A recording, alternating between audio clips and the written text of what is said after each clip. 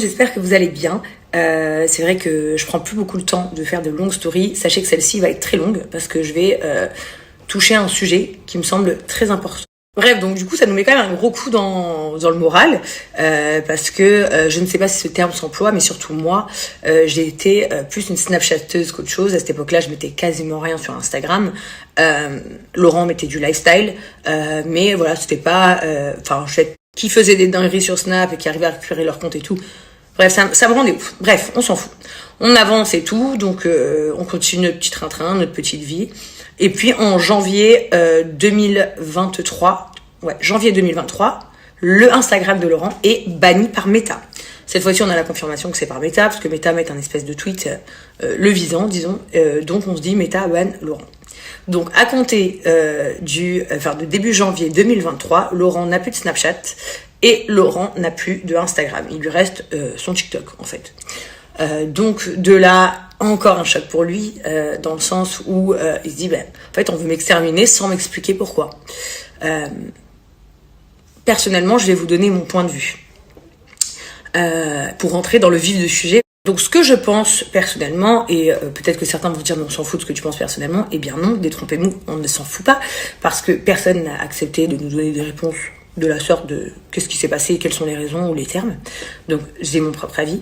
Je pense qu'on a fait de Laurent un exemple. Je vais vous expliquer.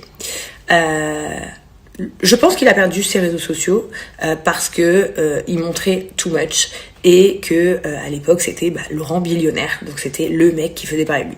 C'était le premier aux yeux de tout le monde, pronostiqueur en France, qui cartonnait et qui faisait parler de lui. Mais en fait il y en avait plein derrière. Je vais vous donner un exemple tout bête. Pour moi, et je vais citer des prénoms, pour moi les effigies, les femmes emblématiques de télé-réalité sont Loana et Nabila. Voilà. Que je l'aime ou que je l'aime pas, c'est une vérité. C'est les deux personnes qui sont emblématiques de la télé-réalité, d'accord ? Ces deux femmes-là, elles avaient un point commun, c'est qu'elles... Donc je disais, elles ont un point commun, c'est qu'elles étaient toutes les deux très bimbo. Je ne suis pas là pour les juger du tout, et deux, en plus, c'est plus du tout le cas. Et trois, d'ailleurs, Nabila a une image incroyable à l'heure d'aujourd'hui, même si ce n'est pas du tout mon amie. Mais en tout cas, elles avaient cette image-là. De bimbo, chirurgie esthétique, botox, grosses lèvres, grosses fesses, gros tétés, jupe courte, grands talons, etc. Ok ? C'était leur image avant.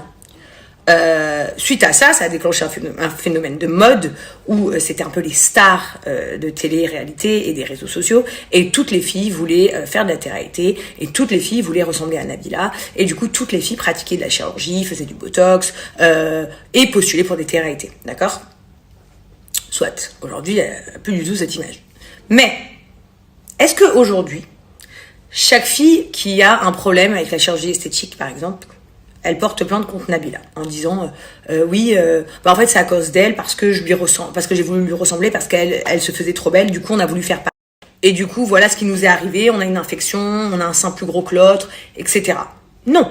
Est-ce que chaque fille qui allait faire de la télé-réalité parce que elle voulait ressembler à Loana et Nabila et qui a fait une dépression ou qui l'a très mal vécu a porté plainte contre elle en disant en fait c'est elles qui nous ont influencé à faire de la télé et puis maintenant j'ai perdu la boule et je suis en dépression totale et je vais chez un psychiatre toutes les semaines. Non, on est bien d'accord, parce que ce serait injustifié. Si elles ont décidé de faire cela, ça les regarde, c'est pas la faute de quiconque. On est bien d'accord. Eh bien, pourquoi je vous dis ça ? C'était juste pour vous faire un transfert sur Laurent. Pour moi, ces filles-là sont les images emblématiques de télé-réalité et de filles refaites, bimbo, jolies, etc. Mais avant elles, et derrière elles, et dans l'ombre, il y en avait des centaines. C'est parce qu'elles étaient mises en avant. Mais en fait, il y en avait plein d'autres des femmes comme elles. Il y en avait plein d'autres des femmes qui faisaient pareil. Laurent, c'est pareil. Il y avait plein de mecs qui étaient dans les pronostics de foot. Il y a plein de mecs qui parlaient d'argent, mais ils n'étaient pas mis en avant. Laurent, c'était ceux. Et donc, pourquoi j'en viens là ? Pour vous expliquer. Ce que je pense, donc, c'est que ça fait 1 an et demi qu'il n'a plus d'Instagram et 2 ans et demi qu'il n'a plus de Snapchat.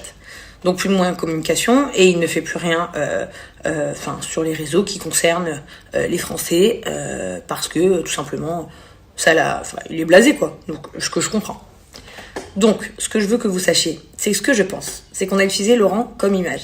Vu que lui représentait un peu le mec de tout ça, on l'a puni. On lui coupe son Snapchat, on lui coupe son Instagram.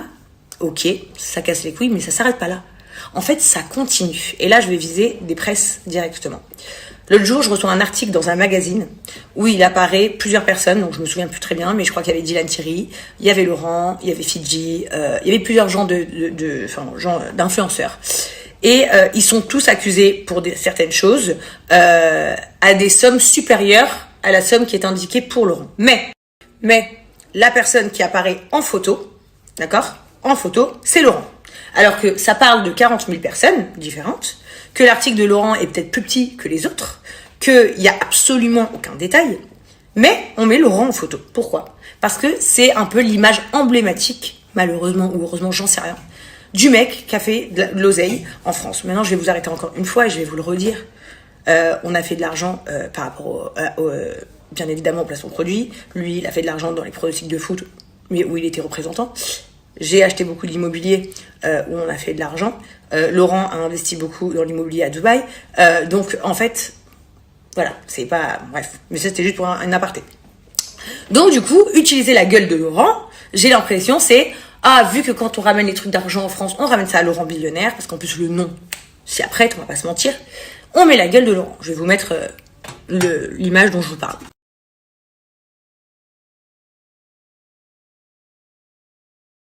Donc, ma première question, c'est pourquoi sur cet article où il figure plein de personnes, et où le passage sur mon mari est comme ça, est non fondé, je reprécise, et je vais vous expliquer pourquoi il est non fondé, pourquoi apparaît la tête de mon mari en gros ?